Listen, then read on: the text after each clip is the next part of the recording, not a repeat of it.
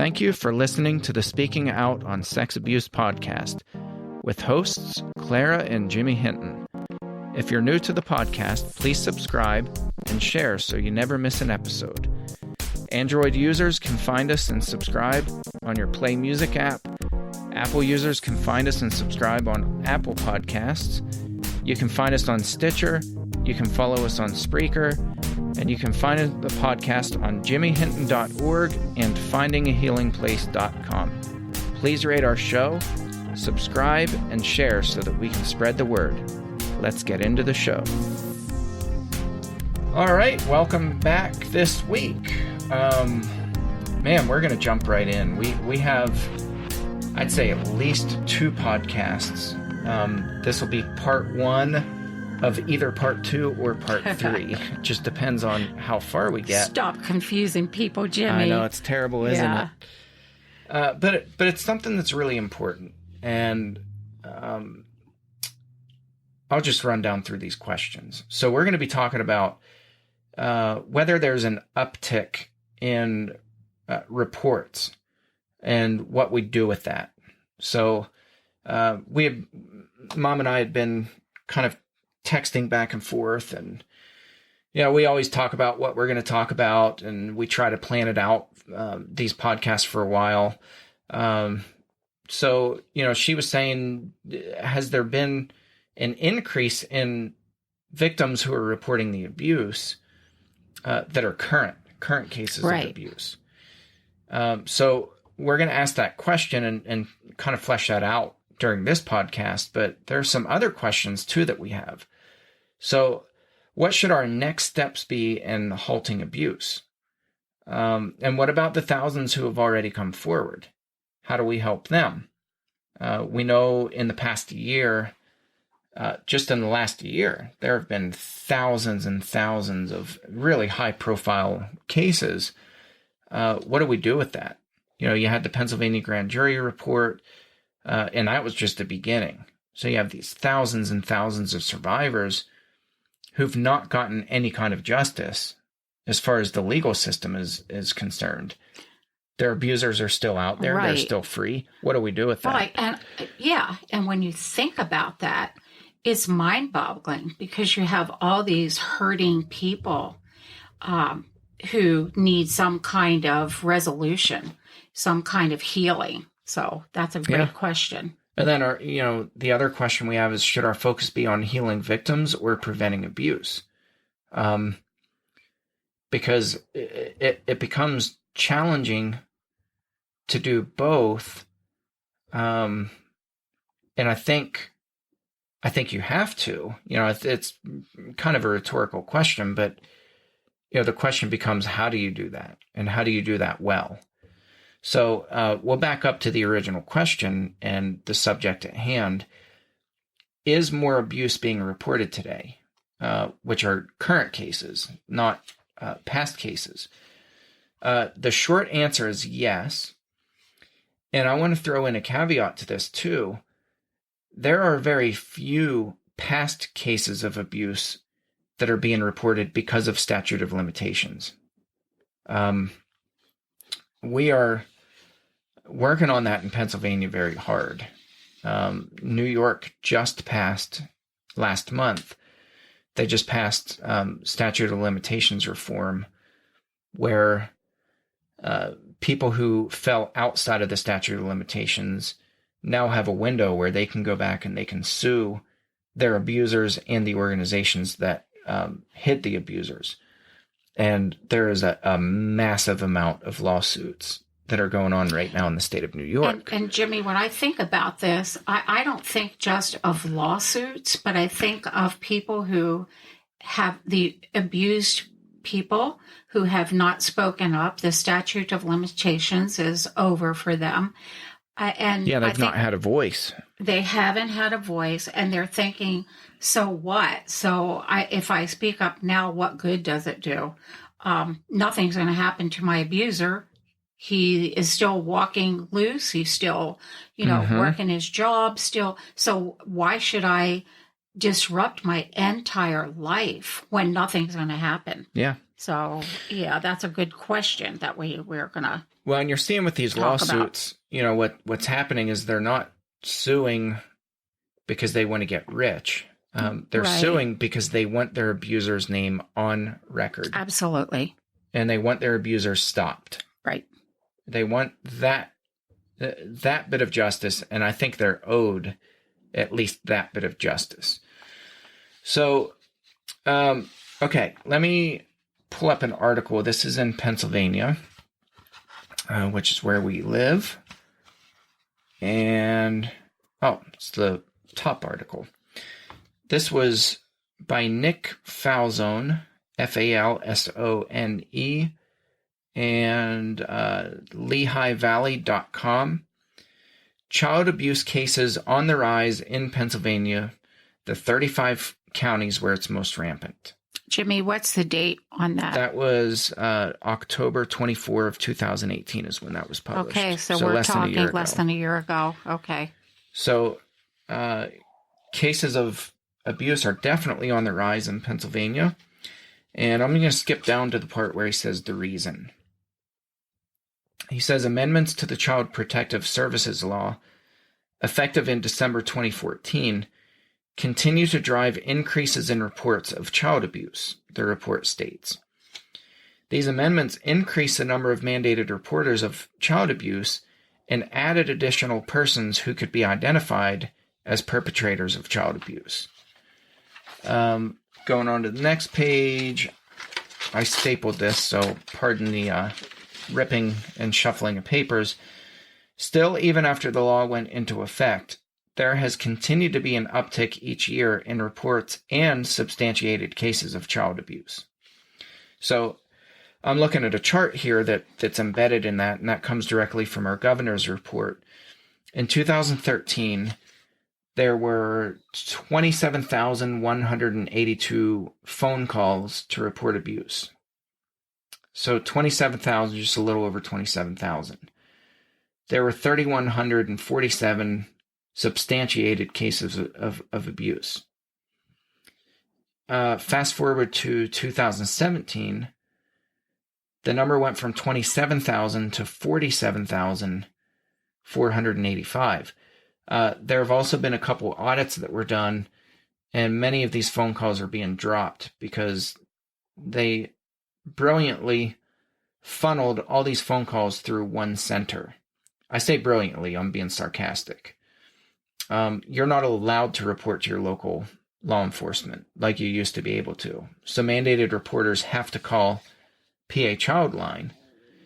And so it just overwhelmed the system. I was going to say, I've spoken to people about this overwhelming problem. There's just not adequate help to man these calls. And so a lot of them just get tossed to the side, sadly. Yeah, they're incredibly understaffed. Right. But if you look at this, the number of substantiated cases went from 3,100 to just over 4,800. So it increased by, what is that, about 1,700 cases of substantiated abuse in Pennsylvania. And let me interject here. As you're talking about the numbers, in my mind, I'm envisioning children, faces, people. Mm-hmm. Yeah, these are not just numbers. These are not just numbers, and this is horrible. It just is to think that there are that many reported cases that were viable, that made it through, that are viable cases of abuse.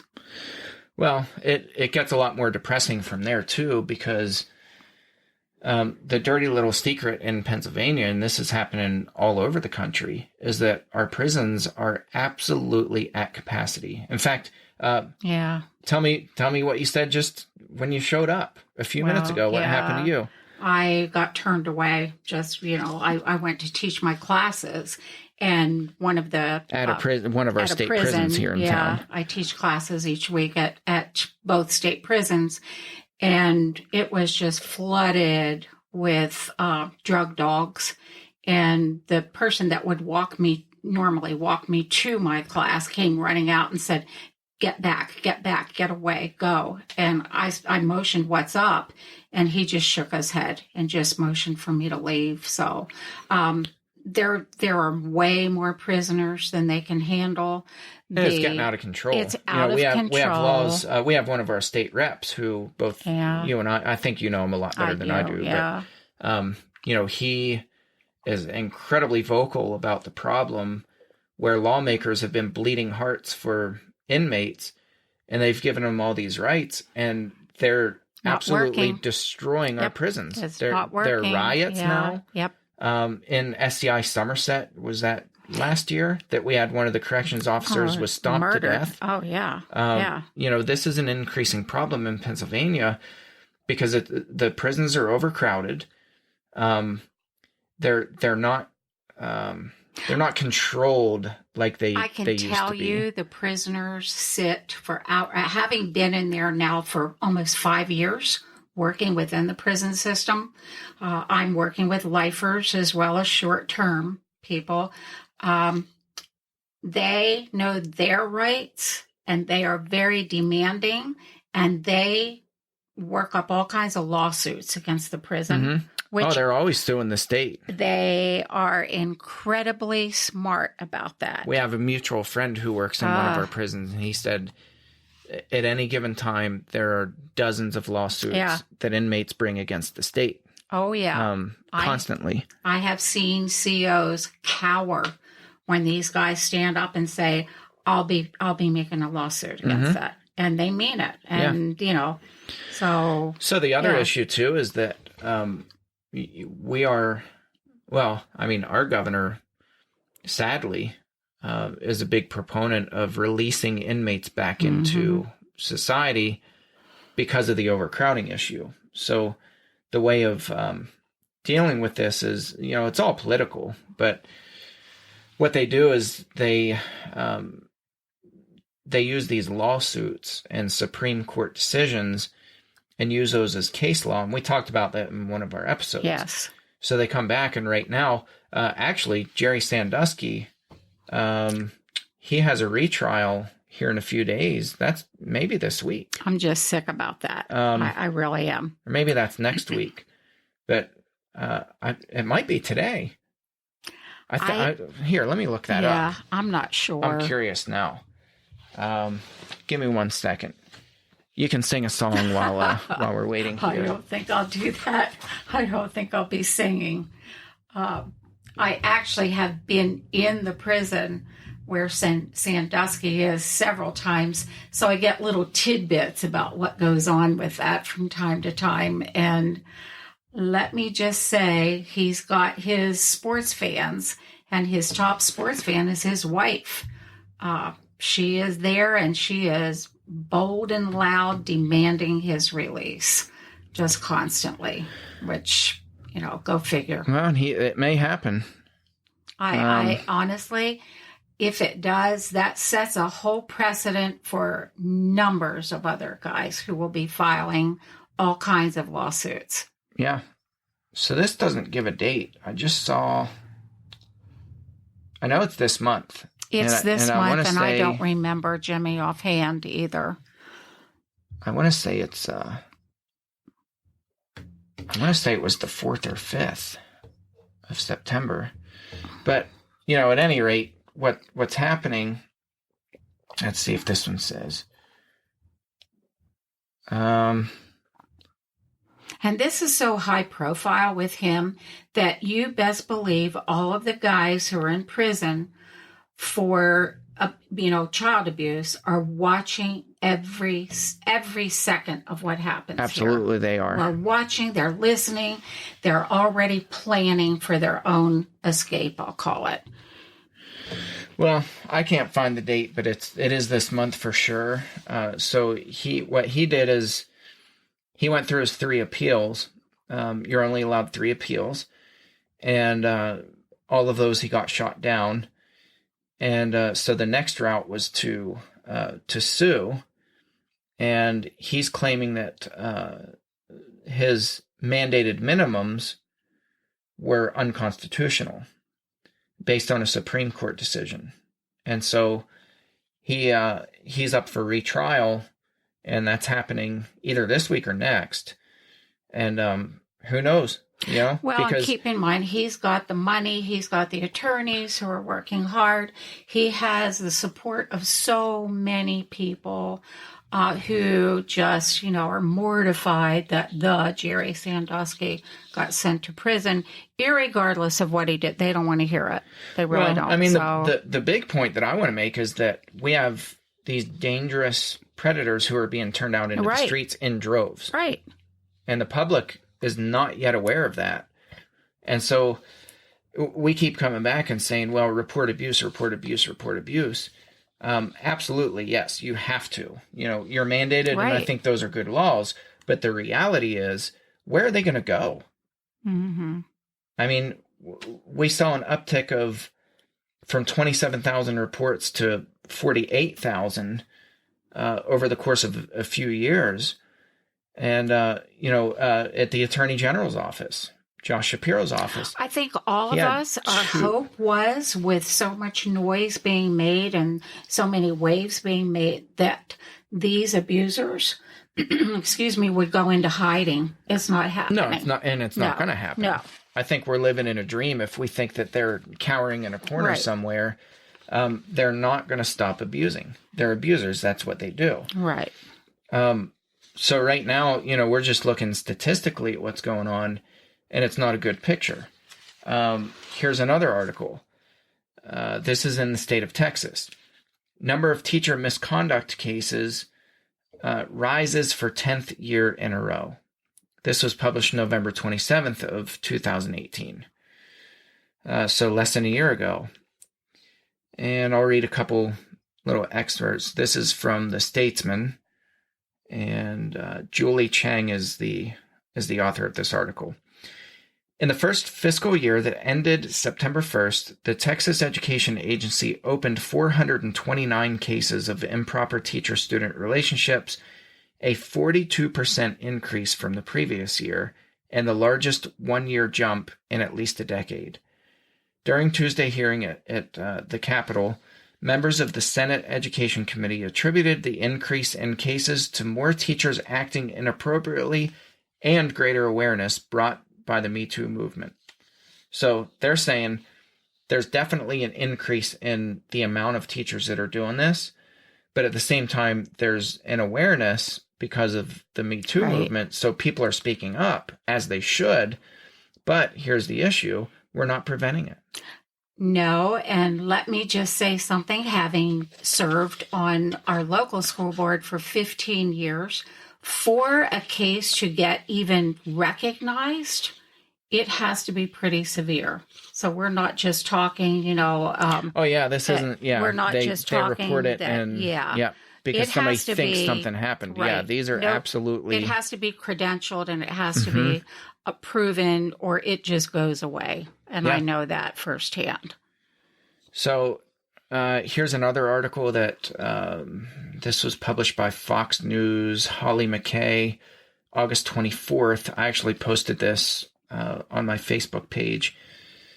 It says, churches conducting more background checks, but sex offenders still slipping through cracks.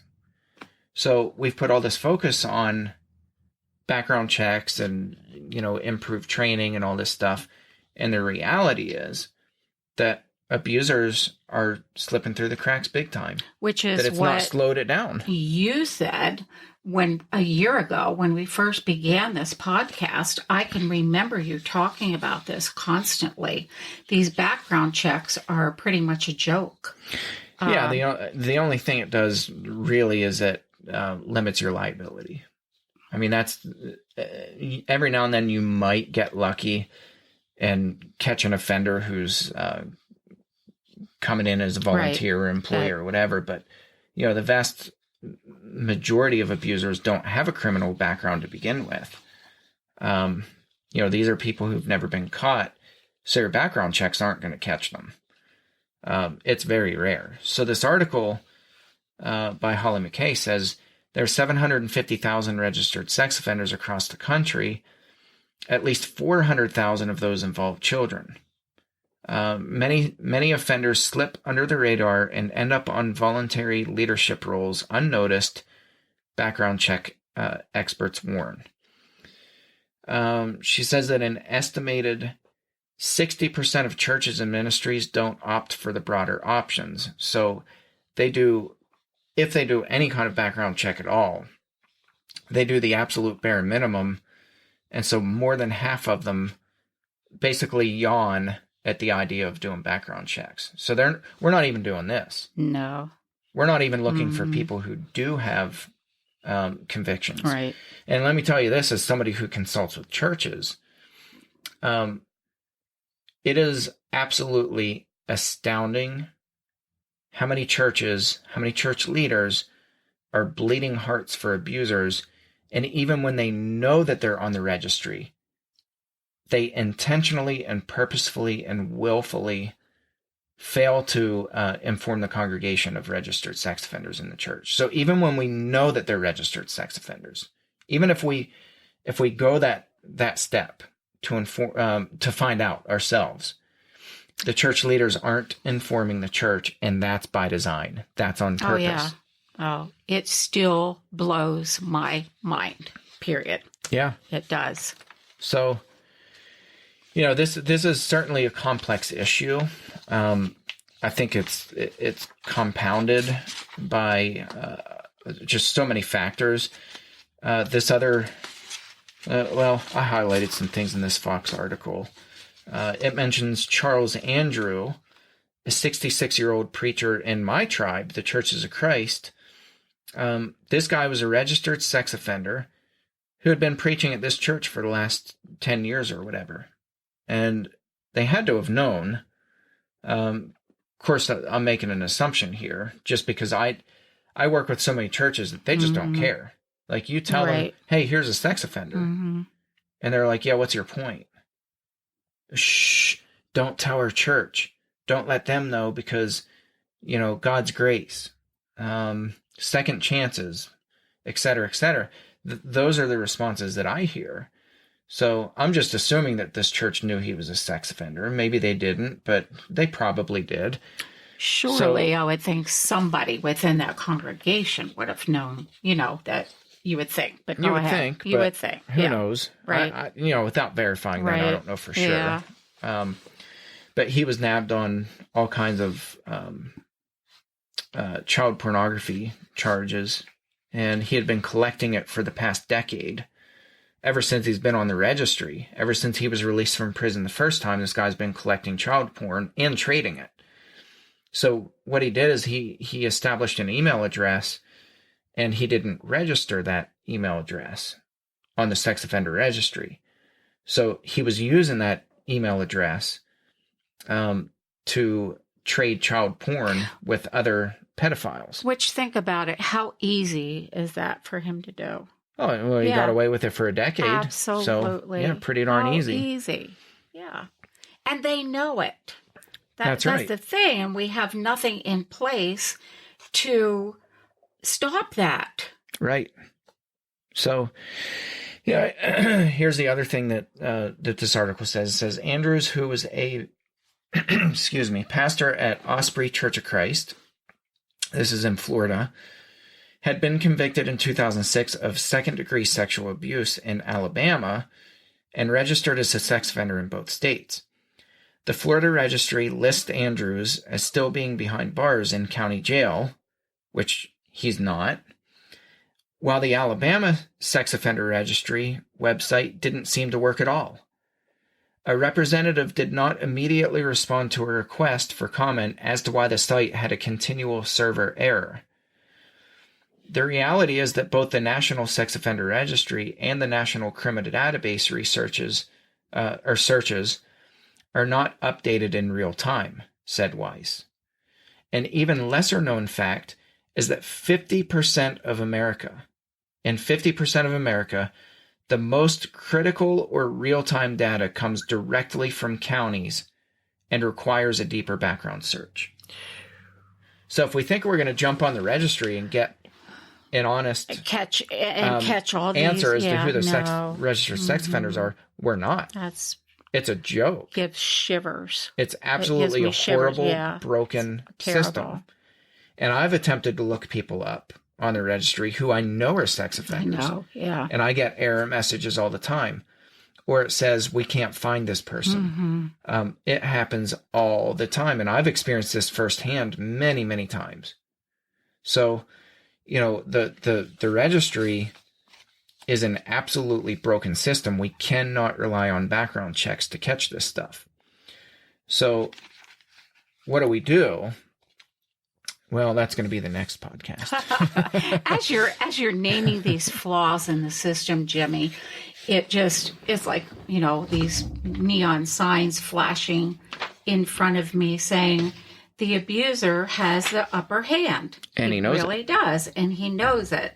So we can yell, scream, talk, report all we want, and they still will find ways of getting around things because we have so many things that are broken or not working right in our system. Now, are we working on it? I'd like to think so.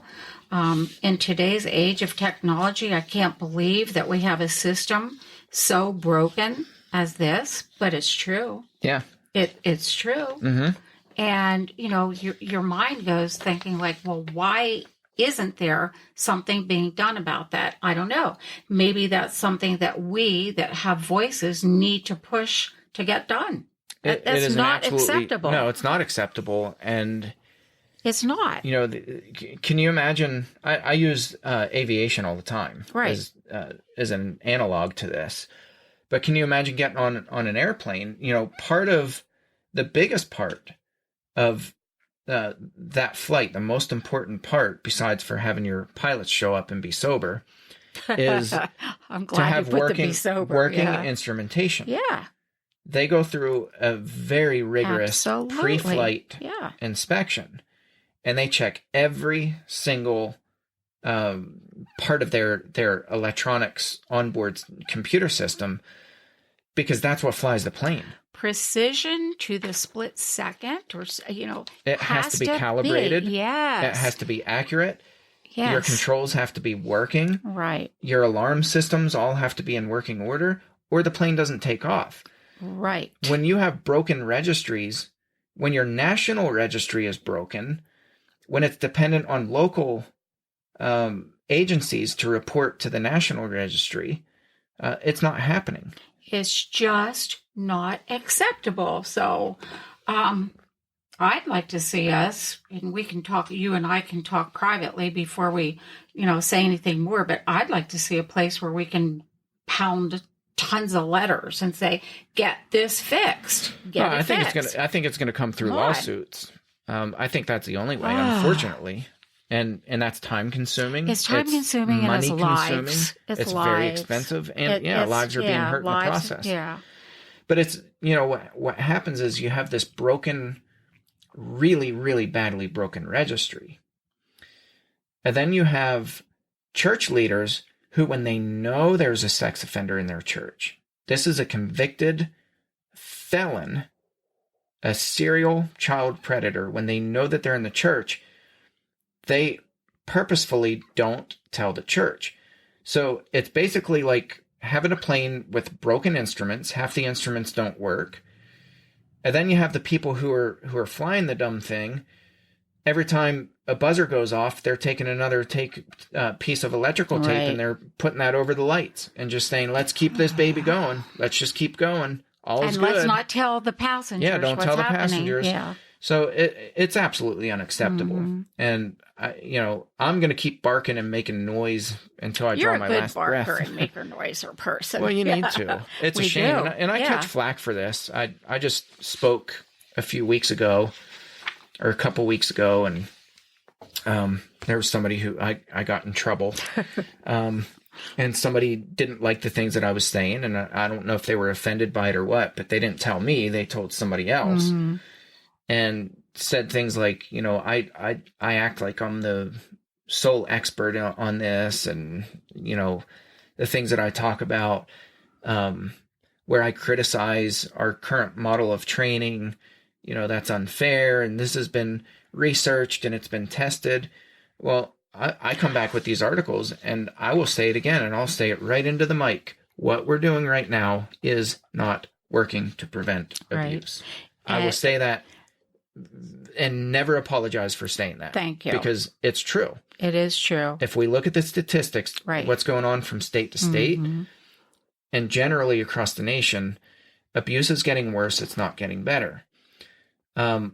We've got to do a much better job at preventing abuse. And I think the biggest key to doing that is understanding how abusers work and really networking, especially with survivors of abuse, and allowing them to guide these conversations. Amen.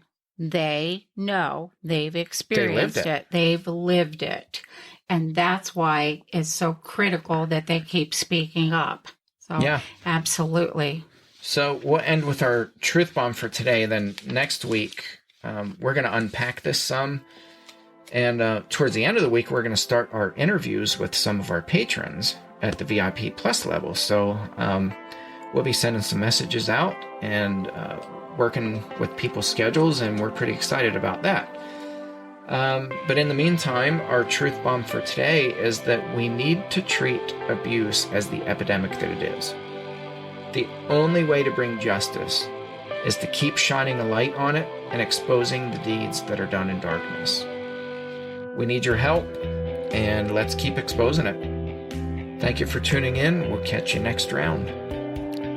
Thanks again for listening to today's episode of the Speaking Out on Sex Abuse podcast. Thank you to our patrons who make this podcast possible. If you found it helpful, please follow on Spreaker, subscribe on Google Play Music, Apple Podcast, or Stitcher. If you believe in what we do, consider supporting the podcast by becoming a patron, and check out the cool rewards our patrons receive. Share with your friends and tell the world. Join us in speaking out on sex abuse so we can change the tides and prevent abuse.